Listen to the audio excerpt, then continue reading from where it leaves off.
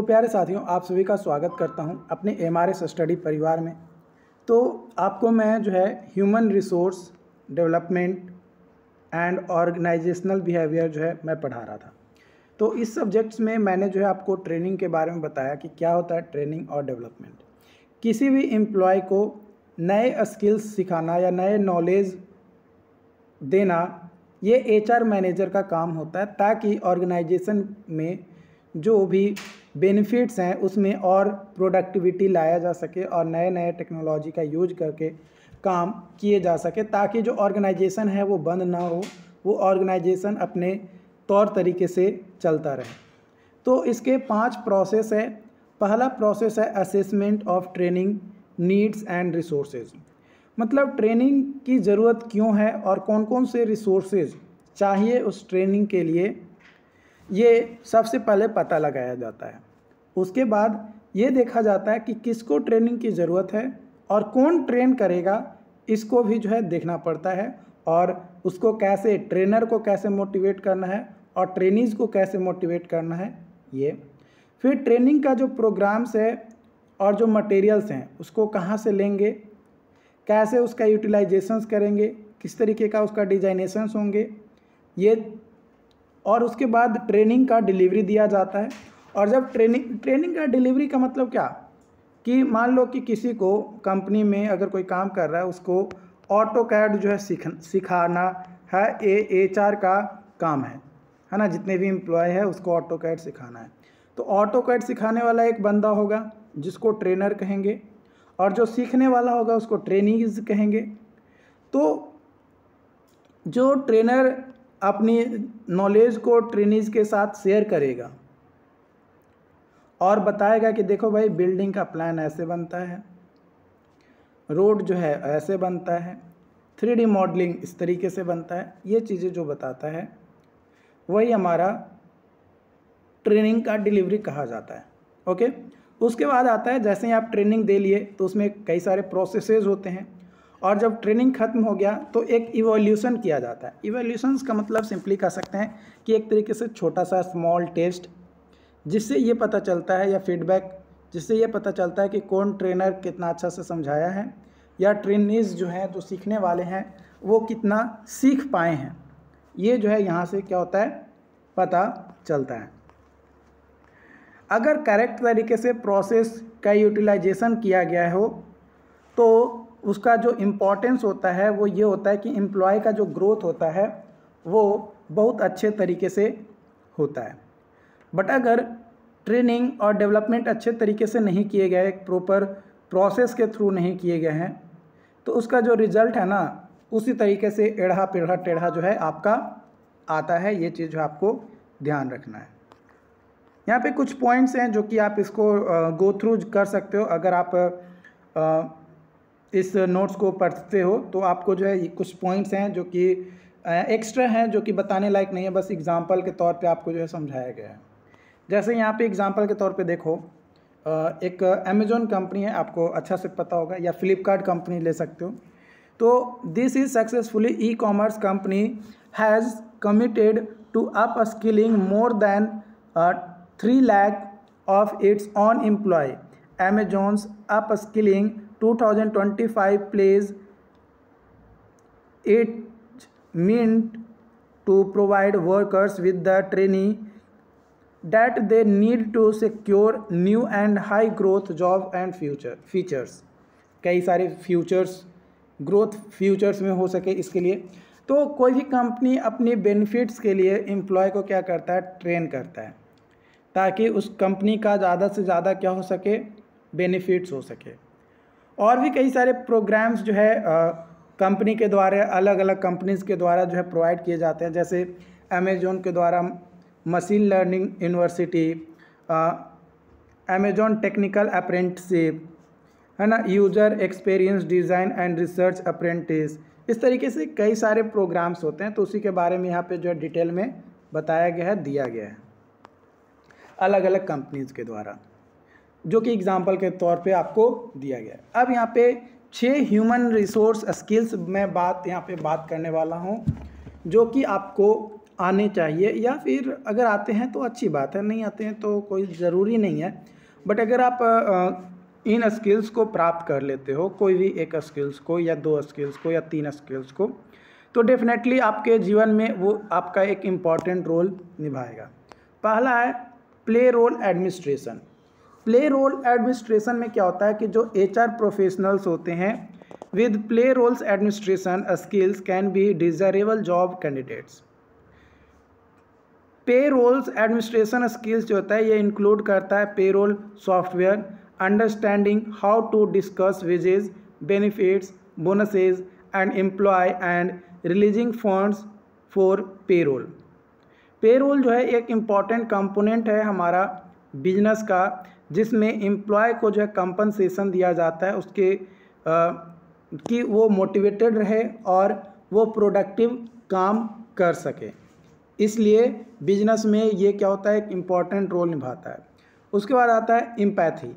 Empathy जो है ये भी एक क्रूशियल स्किल्स हैं वर्क प्लेस का। इसमें लोगों को जो है उसके जो ज़्यादा इफ़ेक्टिव होता है उसके अनुसार लोगों को क्या किया जाता है, एक स्ट्रॉन्ग रिलेशंस जो है क्रिएट किए जाते हैं, और उन रिलेशंस के बेसिस पे क्या किया जाता है, उनकी कैरियर को एडवांस किया जाता है और उसके आसपास का जो इन्वायरमेंट है, वर्किंग इन्वायरमेंट है, उसको पॉजिटिव बनाने का काम करता है। उसके बाद आता है सॉफ्टवेयर्स। देखो अलग अलग कंपनी में अलग अलग सॉफ्टवेयर्स के जो है यूजेज होते हैं, तो ये जो अलग अलग कंपनीज़ में अलग अलग जो सॉफ्टवेयर्स के आपके यूजेज हैं, ये सभी जो है कहीं ना कहीं कंप्यूटर पे ही ऑपरेट होंगे। तो कंप्यूटर में आपको जानने हैं कुछ बेसिक, आपको जो है किसी भी कंपनी में आप काम करने जा रहे हो, चाहे वो लुंजू पुंजू जॉब हो या हायर स्किल्स वाले जॉब हो, आपको स्प्रेडशीट जिसको MS एक्सेल कहा जाता है, ठीक है, MS पावर पॉइंट और MS वर्ड, ये 3 जो बेसिक स्किल्स हैं ये हर किसी को आने चाहिए। किसी भी ऑर्गेनाइजेशन में जा रहे हैं तो ये अगर वर्क है, अगर सॉफ्टवेयर वाली कंपनी है तो ये तो मिनिमम होना ही चाहिए, आपको पता होना चाहिए। उसके बाद आपको ऑर्गेनाइजेशंस के बारे में ये पता होना चाहिए, ऑर्गेनाइजेशनल स्किल्स के बारे में, क्योंकि मान लो कि अगर आप किसी ऑर्गेनाइजेशन में जा रहे हो और आपको यही नहीं पता है कि किसी भी ऑर्गेनाइजेशन में आपका बिहेवियर किस तरीके से होना चाहिए, तो उसके बारे में आपको पता होना चाहिए ऑर्गेनाइजेशन स्किल्स के बारे में, कि अपने ऑर्गेनाइजेशन में जाइए, जिस भी ऑर्गेनाइजेशन में आप जाइएगा उस ऑर्गेनाइजेशन में आपको बेटर तरीके से काम करने होंगे, जो भी आप काम कर रहे हैं उसका रिकॉर्ड रखना होगा, फाइल्स बना कर रखने होंगे कंप्यूटर में, अपना खुद का स्पेस आपको बनाना होगा और टाइम पे आपको काम करना होगा। ये इन चीज़ों को आपको ध्यान रखना है। साथ ही साथ आपको जो है टाइम मैनेजमेंट भी होना चाहिए, यानी टाइम मैनेजमेंट स्किल्स आपके अंदर होने चाहिए। एज ए स्टूडेंट आपके पास जो है टाइम मैनेजमेंट का स्किल्स होना चाहिए कि आपको कब सोना है, कब खाना है, कब पीना है, कब आपको पढ़ाई करने हैं, कब आपको घूमने जाना है, कब खेलने जाना है, ये सारे आपके पास आपको मतलब पता होना चाहिए। और अगर आप अपने शेड्यूल को प्रॉपर तरीके से मैनेज कर लेते हैं, डेफिनेटली आपकी सक्सेस होगी। उसके बाद आता है SQL, जिसको स्ट्रक्चर्ड क्वेरी लैंग्वेज कहा जाता है। ये एक प्रोग्रामिंग लैंग्वेज है जो कि मेनली जो HR प्रोफेशनल जो मास्टर करते हैं अपने कैरियर को और ऊंचा करने के लिए या बढ़ाने के लिए, तो ये लैंग्वेज जो है वो सीखते हैं, स्ट्रक्चर्ड क्वेरी लैंग्वेज। उसके बाद यहाँ पे आपका टर्म है कैसे अपने ह्यूमन रिसोर्स स्किल्स को डेवलप किया जाए। तो अपने ह्यूमन रिसोर्स स्किल्स को डेवलप करने के लिए आपको नए लर्निंग अपॉर्चुनिटीज़ को क्या करना होगा, ढूंढना होगा, और आपके अंदर वो इच्छा शक्ति होनी चाहिए। अगर आपके अंदर इच्छा शक्ति है नई अपॉर्चुनिटीज़ के अनुसार लर्निंग का, तो आप कर सकते हो। जैसे यहाँ पे अगर एग्जांपल के तौर पे बात किया जाए तो यहाँ पे अभी आप बीटेक 7 सेमेस्टर में हो। अब बीटेक 7 सेमेस्टर में हो, आप इस पढ़ाई के अलावा आप अपने कॉलेज एकेडमिक सेशन के अलावा आप एक्स्ट्रा क्या कर रहे हो, कुछ अलग एक्स्ट्रा सीख रहे हो? अगर नहीं सीख रहे हो तो सीखना अभी भी स्टार्ट कर दो, क्योंकि कब कौन सी लर्निंग आपके जीवन में किस तरीके का रोल आपके साथ निभाएगा, ये ना आप जान रहे हो ना कोई जान रहा है। इसलिए जो भी आपको अपॉर्चुनिटीज़ मिले, जब भी अपॉर्चुनिटीज़ मिले, पल मिले कि नहीं ये चीज़ सीखना है, तो उसको सीखो। उसके बाद आपका आता है ऑब्जर्व एक्सपर्ट।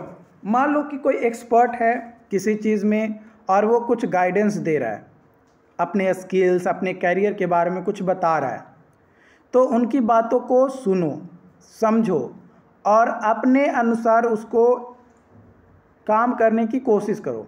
देखो, जो एक्सपर्ट है वो जो बताया है वो आप नहीं कर पाओगे, उसका वर्किंग कंडीशन अलग था, आपका वर्किंग कंडीशन अलग है। अब ये मैं क्यों बोल रहा हूँ, देखो मान लो कि जो सक्सेस हुआ है या जो एक्सपर्ट हुआ है, जो एक्सपीरियंस लिया है, मान लो कि उसके 5 साल का एक्सपीरियंस है, तो 5 साल तो इस फील्ड में पहले टाइम दिया, उसके बाद उससे पहले ये जो है पूरा अपनी फैमिली कंडीशन देखा होगा।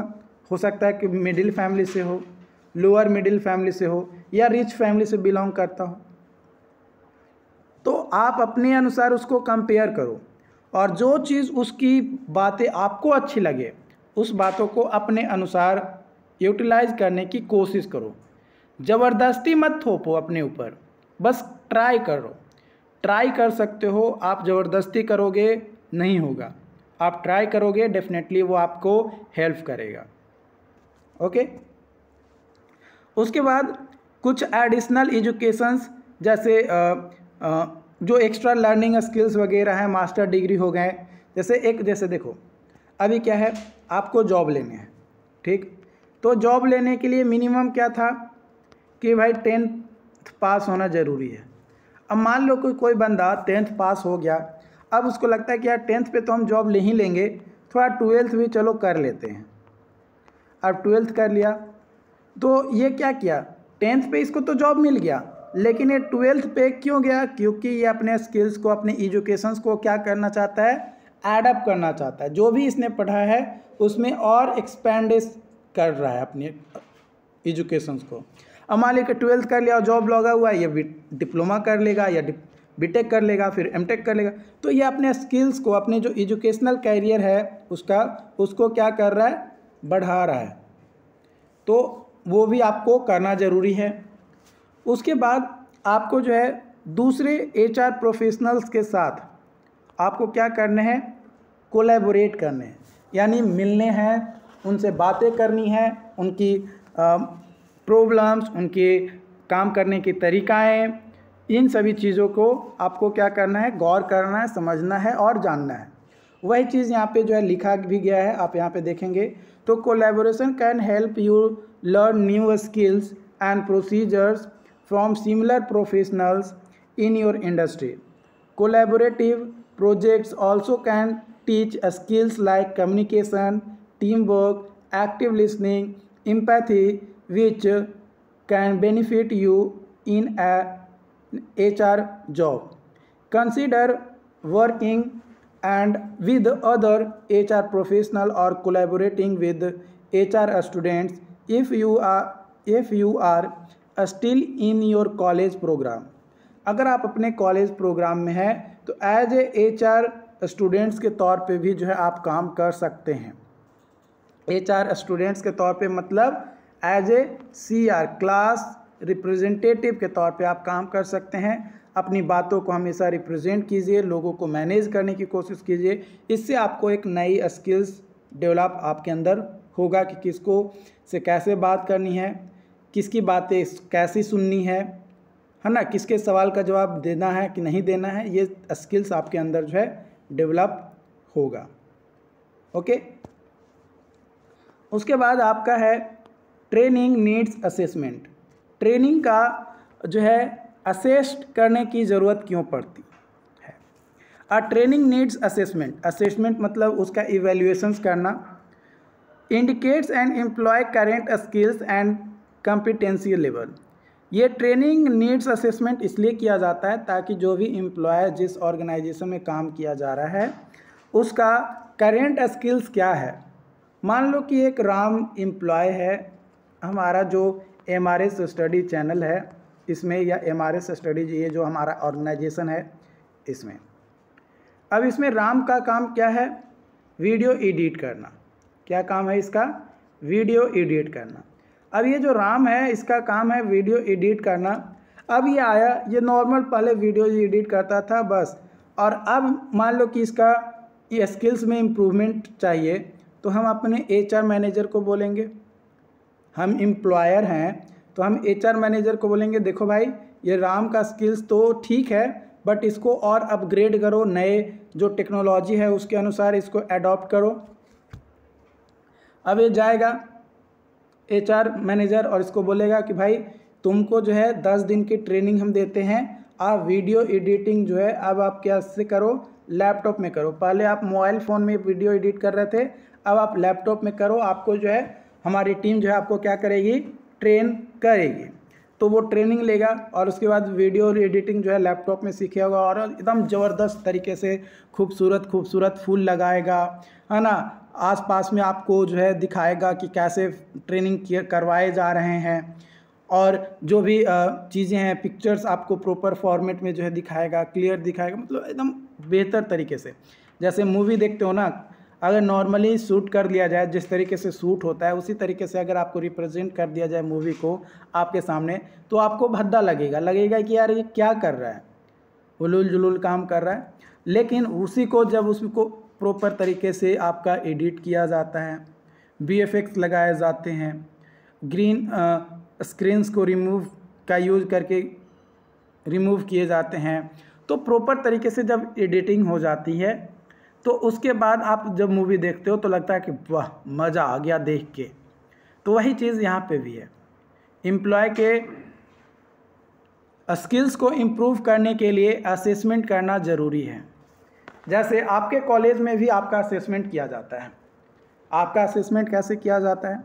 आपके कॉलेज में आपको क्या करवाया गया होगा? प्रेजेंटेशन करवाए गए होंगे। क्लासरूम में कई बार क्या होता है, टीचर्स जो है आपको बुला देते हैं बोर्ड पे और बोलते हैं कि चलो बताओ कि पिछले क्लास में मैंने क्या क्या पढ़ाया था। इस तरीके की चीज़ें होती है। तो उसी तरीके से आपका कंपनी में भी करवाया जाता है। कंपनी में भी आपके करेंट स्किल्स को, आपके नॉलेज को परखा जाता है और उसके अनुसार ही आगे के स्टेप्स, यानी आप में इम्प्रूवमेंट करवानी चाहिए या नहीं करवानी चाहिए, ये पता चलता है।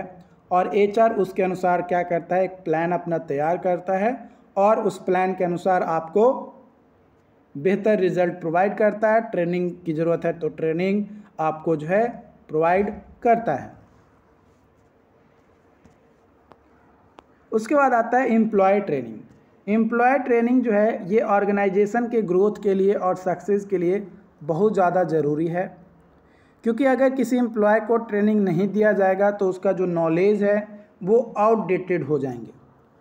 यानी जो टेक्नोलॉजी अभी यूज़ किए जा रहे हैं उस टेक्नोलॉजी के अनुसार उसकी जो चीज़ें हैं, जो बातें हैं, वो गोल गोल भूल जाएगा, है ना। उसको कोई याद नहीं रखेगा। अगर देखो 2020 के बाद कई सारे लोग ऑनलाइन एजुकेशंस में पहुँचे, लेकिन 2020 से पहले ऑनलाइन एजुकेशन क्या इतना इफ़ेक्टिव था? नहीं था। इसके पीछे रीजंस क्या हैं? कोविड। तो हमेशा टेक्नोलॉजी को आपको अडॉप्ट करना होगा, और टेक्नोलॉजी को और जैसे ही आप अडॉप्ट करेंगे, एम्प्लॉय को आपको क्या करना होगा? ट्रेनिंग देना होगा, क्योंकि हर एम्प्लॉय के पास इतनी कैपेबिलिटी नहीं होता है। जैसे आप मानकर चलो कि जो डिजिटल बोर्ड होता है ना, जो डिजिटल बोर्ड आपका होता है वो 4 लाख का मिलता है। क्या मैं उसे परचेज़ कर सकता हूँ? अभी हमारा जो सराउंडिंग है, क्या इस सराउंडिंग में परचेज़ कर सकता हूँ?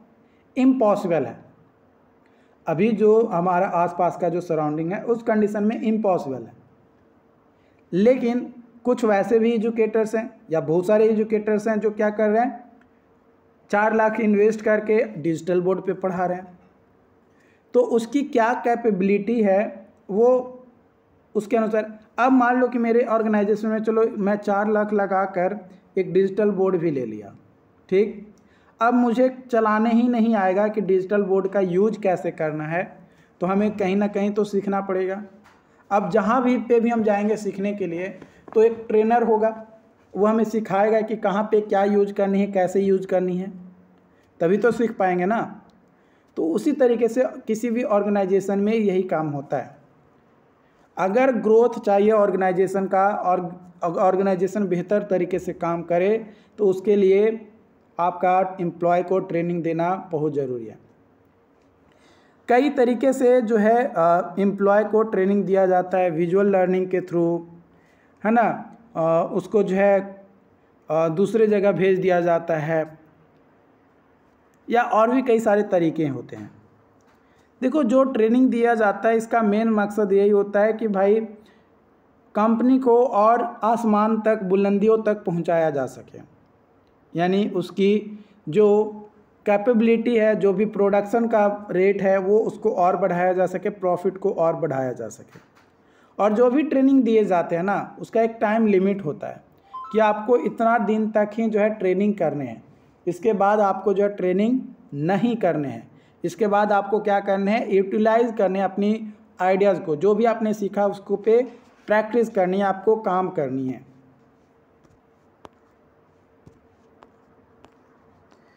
यहाँ पे बात करेंगे 14 वैसे बेस्ट एम्प्लॉय ट्रेनिंग मेथड है या टेक्निक है जो 2023 में बहुत ज़्यादा आपके लिए इम्पॉर्टेंट हो सकते हैं। ई लर्निंग यानी ऑनलाइन ट्रेनिंग, ये बहुत अच्छा तरीका है और इससे आप कई सारी चीज़ें समझ सकते हैं। आफ्टर पेंडेमिक या पोस्ट पेंडेमिक आप कह सकते हैं, कोविड के बाद ये चीज़ें बहुत ज़्यादा ज़ोरों शोरों से आपका आया है। देखो, ऑनलाइन ट्रेनिंग जो है इसके प्रॉफिट्स ये हैं कि आपको कहीं पे जाकर नहीं सीखना होगा और आप अपने टाइम के अनुसार मैनेज करके आप उसको सीख कर समझ सकते हैं। लेकिन इसकी डिसएडवांटेज भी है। डिसएडवांटेज ये है कि आप अपने अनुसार कोई सवाल यहाँ पे आस्क नहीं कर सकते हैं। अगर आप सवाल पूछते हैं तो आपको रिज़ल्ट या आपको जवाब कितने दिन में मिलेंगे इसकी कोई गारंटी नहीं है। यानी ये जो ई लर्निंग है ये वन वे कम्युनिकेशंस होते हैं, एक तरफा बातें यहाँ पे की जाती है। साथ ही साथ हाई स्पीड इंटरनेट की भी जो है ज़रूरत पड़ती है। फेस टू फेस यहाँ पे इंट्रैक्शंस नहीं होती है, जिसके कारण से एक जो फीलिंग आना चाहिए ना, बेहतर फीलिंग, वो फीलिंग नहीं आ पाता है। उसके बाद बात किया जाए on the job training. On the job training में क्या होता है कि आप काम कर रहे हैं किसी ऑर्गेनाइजेशन में और उस ऑर्गेनाइजेशन में काम करने के दौरान आपको जो है कोई बेटर रिज़ल्ट प्रोवाइड करने के लिए एम्प्लॉयज़ को जो है नए स्किल्स, नए नॉलेज की जो है प्रोवाइड किया जाता है ऑर्गेनाइजेशंस के द्वारा, कंपनी के द्वारा, तो वही जो है ऑन द जॉब ट्रेनिंग कहलाता है। इसके कई सारे एडवांटेज हैं, जैसे on the job training leads to better result as it is easier to employ to learn while the working on project themselves. खुद वो प्रोजेक्ट पे काम कर रहा है तो वो जो है सीख पाता है, समझ पाता है। डिसएडवांटेज यहाँ पे यही है कि लेस प्रोडक्टिव हो जाते हैं जब तक फेस टू फेस इंट्रैक्शंस होता है या गाइडेंस होती है उस दौरान। उसके बाद आता है इंस्ट्रक्टर लीड लर्निंग, माने इंस्ट्रक्टर जो है आपको फेस टू फेस इंटरेक्ट करेंगे और आपको जो है बताएंगे, आपके जो क्वेश्चंस होंगे उसको जो है आपको बताना है, जो कि ट्रेडिशनल तरीका है लेकिन बहुत ज़्यादा पॉपुलर तरीका है ना। इसके डिसएडवांटेज यही है कि trainees can not move on their own pace, मतलब अपने इंटरेस्ट के अनुसार ये नहीं जाता। इसका लिमिटेशन होता है, यही है कि लिमिटेड डाटा कैलकुलेट किया जाता है ROI का। Not suitable for remote workers, remote worker के लिए सुटेबल नहीं होता है। रोल प्लेइंग में क्या होता है कि जो लर्नर्स होते हैं और जो इंस्ट्रक्टर होते हैं उन दोनों का यही काम होता है कि वर्क प्लेस पे एक प्रॉपर सिनेरियो के साथ पोटेंशियल काम किया जा सके। और इसमें जो है बेनिफिट्स ये होते हैं कि एक रिलेटेबल सिनेरियोज यहाँ पे जो है होते हैं और एम्प्लॉय को मैनेज इंगेजमेंट में जो है इसमें बूस्ट आते हैं। जो वर्क सिनेरियोज होते हैं वो डिफ़िकल्ट होता है लेकिन फिर भी उसको प्रिपेयर कर लिया जाता है। इसमें कस्टमर का जो इंट्रैक्शंस होते हैं स्किल्स के लिए वो इम्प्रूव किए जाते हैं डिसएडवांटेज की बात किया जाए तो अननेसेसरीली सिंपल्स होते हैं, स्ट्रेट फॉरवर्ड जो है टॉपिक को बस बताया जाता है, जो ज़रूरत की चीज़ें हैं उसको बताया जाता है, उसके बाद नहीं बताया जाता है। उसके अलावा है कोचिंग के थ्रू जो है जैसे कोई सुपरवाइज़र है या कोई मेंटर है तो उसको जो है प्रोवाइड किए जाते हैं, क्लासरूम रिलेशनशिप जो है कंटिन्यू किए जाते हैं और उसमें जो है बताए जाते हैं, जो कि थोड़ा टाइम टेकिंग जो है आपका हो जाता है। सिमुलेशन ट्रेनिंग में क्या होते हैं कि कई सारे वैसे टास्क होते हैं जो एक्चुअली ऑन द ग्राउंड काम करना थोड़ा मुश्किल होता है, लेकिन उसको सॉफ्टवेयर पे काम किया जाता है, तो सॉफ्टवेयर के बारे में जो है बताया जाता है। तो इसलिए यहाँ पे बोला जाता है कि सिमुलेशन एक्सरसाइज जो है एक्सपेंसिव होता है और लर्निंग जो है थोड़ा डिफ़िकल्ट होता है, मेंटेनेंस वगैरह और इंडस्ट्री ट्रेंड्स के थ्रू ये चेंज होता है। बट एडवांटेज होता है कि ये फोकस्ड होते हैं, लर्नर इसके ऊपर फोकस करते हैं, समझते हैं, अपने स्किल्स को जो है इम्प्रूव करने की कोशिश करते हैं। उसके बाद आता है आपका कोलैबोरेटिव ट्रेनिंग, मतलब कई बार क्या होता है कि आप एक दूसरे के साथ मिलकर आप अपनी नॉलेज को उसको शेयर कर रहे हैं और उसकी नॉलेज को आप ग्रैब कर रहे हैं, तो ये कोलैबोरेट होकर काम किया जाता है, तो कोलैबोरेटिव ट्रेनिंग कहा जाता है। इसमें मेन जो डिसएडवांटेज होता है वो यही होता है कि स्लो पार्टिसिपेशन जो है इसमें देखने को मिलता है। ओके, और एडवांटेज ये है कि इसमें जो लर्निंग कल्चर है वो एक दूसरे से शेयर करते हैं, जिसके कारण से आपका जो टीम कंटिन्यूसली कोलैबोरेट करके अच्छा रिजल्ट आपको मिलता है। उसके बाद आता है वीडियो ट्रेनिंग। जैसे आप हमारी वीडियोस देख रहे हैं तो क्या है, आपको मैं वीडियोस बनाकर दे दिया, आप इस चीज़ को देख लिए, तो ये हम आपका जो है वीडियो ट्रेनिंग हो गया। इसके बेनिफिट्स भी हैं और डीमेरिट्स भी हैं, तो ये आप देख लेना।